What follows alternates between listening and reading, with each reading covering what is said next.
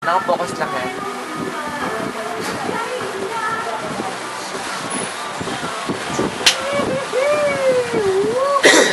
Ay, dapat dito kayo na may kapapalik mata. Ito po ang tinatawag na fingerboarding. Ito daw ang tamang o bagong pinababaliwan ng sport ng mga kabataan. Yun, pinalaman na Yes. fingerboard. Tama natin ngayong umaga. Pag-usapan natin yan, kasama natin si Mike Vergara. Mike, umaga may ganda sa'yo. Magandang umaga. Okay, fingerboarding. Pag-iwala naman sa amin kung ano pa yung konsepto ng unang fingerboarding. Ang fingerboarding nga ay pinaliit na skateboard na ginagamitan natin ang kamay sa paa. So ano yung fingerboard? Dapat sa pala natin yung ginagawin fingerboard yung mga dati fingerboard na papaa. Pagka minomodel nila sa, kunyari, itatry nila sa pool para malaman nila kung anong run nila pagdating nila sa tunay ng skateboard.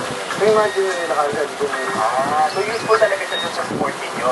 Pang visualize ng kung yung tricks. Tama. Ayun. Pagka dito ba sa dati nila yung mga skateboard, gamit ang paa, sumaset lang ka. Dito, walang set lang dito. No risk involved then. Okay. Ba't ikaw meron kang may sugat sa mga Kasi ako yung nagpili ng ito. Okay, makita naman yung actual na skateboard, meron din mga tricks dito. Pero demo naman, ano ba yung Gagawin ang yung kasama ko dito.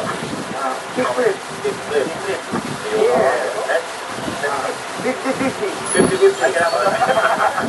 Okay, yun. Pagkamay natin, kickflip 50-50. Wow, pwede kong ay, one more time. Next lang. Yun. Diba.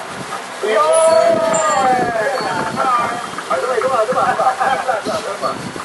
Kickflip 5-0. Yun! Dahil meron mga tricks itong bike na meron tayong competition ngayon sa gaganapin to 27 ngayong Sabado sa Calamba, South Rock Skate Park. So para sa lahat ng mga interesado sa fingerboarding, pwede sila bumisita. Kita ako. At mag-compete at manalo ng mga premyo natin napakalalaki.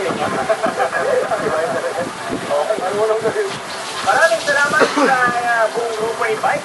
At good luck sa inyong event. Pero bukod sa fingerboarding at iba pang pinagagamitan ng mga daliri, at yan po ang tinatawag na Ito po, punta natin dito.